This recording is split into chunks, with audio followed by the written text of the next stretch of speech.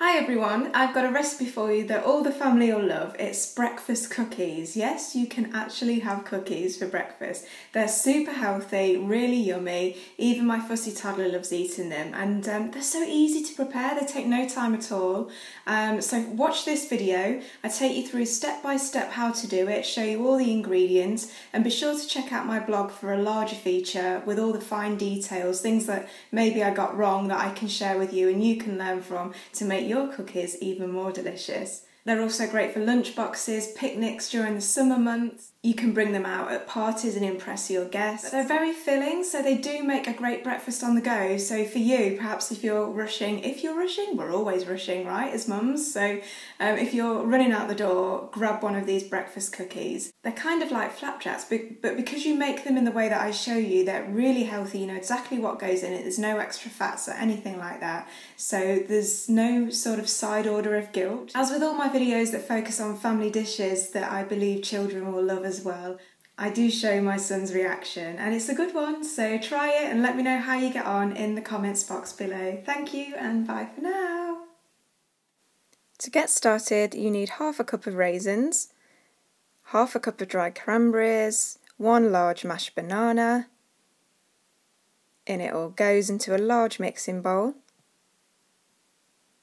I've used 1 tablespoon of milled linseed. I just like to get a bit of goodness in there. A crack of sea salt. 1/4 cup of honey. I've gone for runny, yummy honey. That was hard to say. This just adds a bit of sweetness. 1 cup of peanut butter. So you have to be a peanut butter fan. You could do it with almond butter. That's an alternative. In this family, we generally like peanut butter. My husband's not such a fan, but even he liked these cookies. So in that goes, and then we want to add a teaspoon of ground cinnamon. It just adds a lovely warmth to the flavour and a lovely spice. Then we want 2 cups of quick oats. Quick oats are much better. These are oaty based biscuits, so they don't spread in the oven and they don't harden necessarily. It's quite a soft texture, so quick oats just stop it from going soggy. Using a fork, mix it all together until it's combined.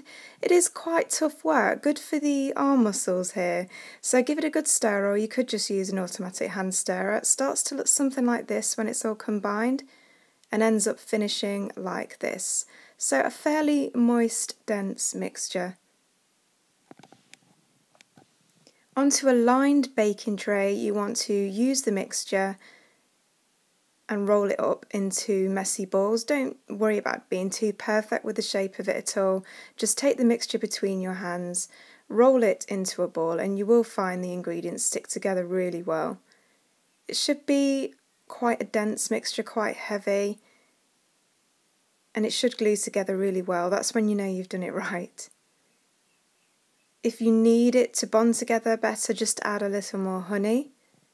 But all the measurements have been measured out for you perfectly, so just follow this video and it should work really well for you until you end up with something like this. Then using a spatula, gently press down each ball to flatten it. And then what you'll do is just tidy up the edges until you have a shape that resembles something like a cookie. So let's see that again. Use a spatula, gently put your weight on it, flatten it down. You're kind of squashing the ball until it becomes a cookie shape, and just neaten it a little bit at the edges.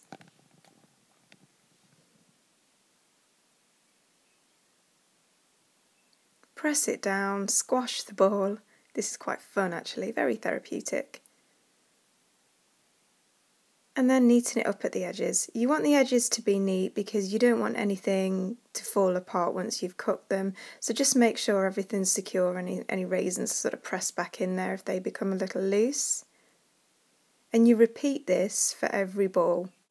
As I mentioned, the cookies don't spread in the oven, so the shape that you put them on the baking sheet here is the shape that they will come out of the oven as. So take a little bit of care, but I do love the fact that if you're not too perfect about it, they just look more lovely and more homemade. So once you've flattened all the balls down into your cookie shapes, you're ready to go into the oven at 160 degrees for 17 minutes. I know that seems very precise, but it just seems well tested to me. And here they are, in all their glory, looking golden and yummy and delicious. Yay! They really are a big hit with all the family. I think they lasted a total of 48 hours in my house. I had friends over, the in-laws, and they were scoffed in seconds. They're a great choice for having a filling, healthy snack when you're in a hurry on the go as well. There's fruit running all the way through it, so surely it must count for one of your 5 a day, right? See how tempting it is? Not yet. Let's see what his reaction is.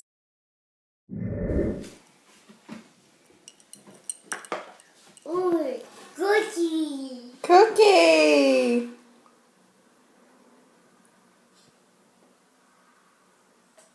Still quite warm, aren't they? How nice! Cookie! Cookie!